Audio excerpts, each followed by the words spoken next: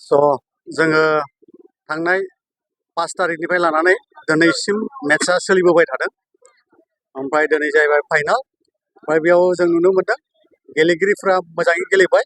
ओमफ्राय बेबायदिनो मोजां गेलेनायनि गेजेरजोंहाय बेबायदि पार्टिया सारन्थाइ FC बग्रानिफ्राय देरहानानै दङ। ओमफ्राय आरो लोगोसे थेलामारा 11 स्टार FCआ जेनबाय आरो। जे बेखौ जे खेलखौ होबोनायाव बिथांमोनहा माबायदि मोगा-मोगि जाबोनो गोनां जादों माबाफोर फोरमायनो मोनदों?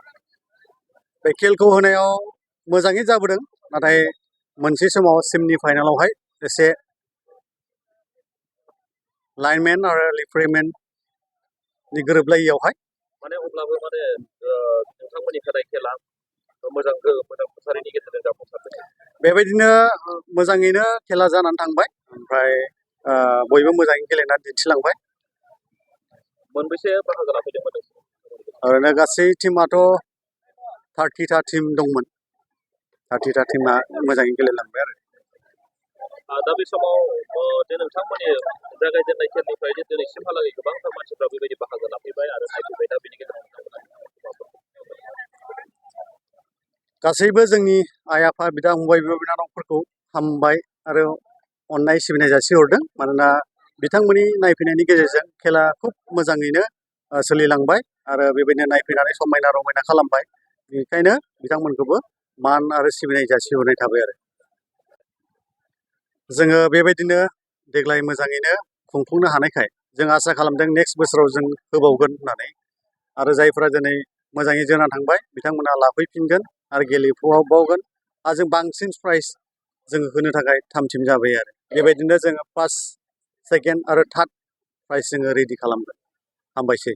जों बे खेलखौ होनायनि थांखियानो जाहैबाय जोंनि हालामाव बे आबै सेन्टार ओनसोलावहाय माने गोबां गथ'फ्रा गेलेला, बल गेलेला। ओमफ्राय नोजोर खालामदों बलजोंबो मानसिया गोजौ थाखोआव थांनो हायो।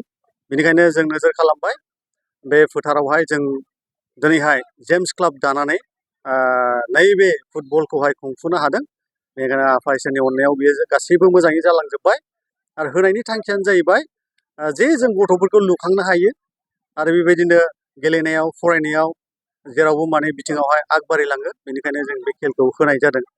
ओमफ्राय जों दिनैहाय बे प्राइजखौ सिम्पोल एसेल'ब्लाबो गिबिसिन प्राइजआ 10,000, नैथि प्राइजआ 5,000, लोगोसे बेस्ट प्लेयारनो 1,000, बेस्ट किपारनो 1,000 आरो बेबायदि ट्रफि लोगोसे बेबायदिनो जोङो सिलखौ होनाय जाबाय आरो।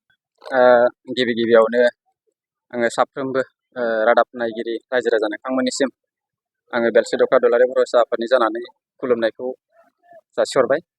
दिनै नैबे समावहाय जोंनि आबै सेन्टारनि साखाथियाव थानाय जि जायन इंलिश मिडियाम फरायसालि, बे फरायसालिया सेथि फुटबल टुर्नामेन्ट खुंनाय जादों। बे हाबाफारियावनो जोंखौ माननि आलासि महरै दखरा आफादनिफ्राय हांख्रायहरदोंमोन। बे हिसाबै आं बाहागो लाफैदों।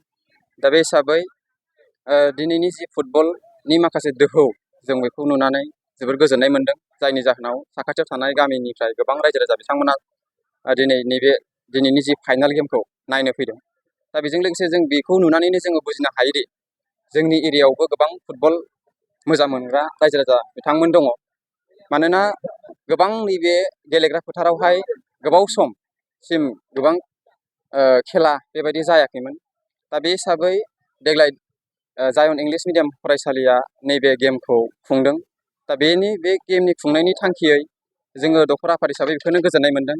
मानोना जोंनि एरियायाव बेबायदि बादायारि गेमफोरखौ जोंनो नांगौ। जायनि जाहोनाव जोंनि माखासे जि लाइमोनफोराहाय बेबायदि गेलेनायावहाय बायदि मोजां हाबाफारियावहाय बिसोरो जि समफारि होआ, बेबायदि होयैयाव जोंनियाव माखासे गाज्रि खामानिफ्रावहाय मुखुब जानायखौ जों बांसिन नुनो मोनो। दा बेखायनो बेबायदि गेमफोर होयोब्ला जोंनि माखासे फैबाय थानाय इयुन जोलैनि जि लाइमोनसा फंबाय बिनानावमोनाहाय जाहाथे बैबायदि गाज्रि खामानियाव आगान होनायनिफ्राय जानगारनानै बेबायदि मोजां हाबाफारियाव मुखुब जाना थानायखौ जोङो एसेबाबो जोङो प्लास पइन्टआव जों मोननो हायो।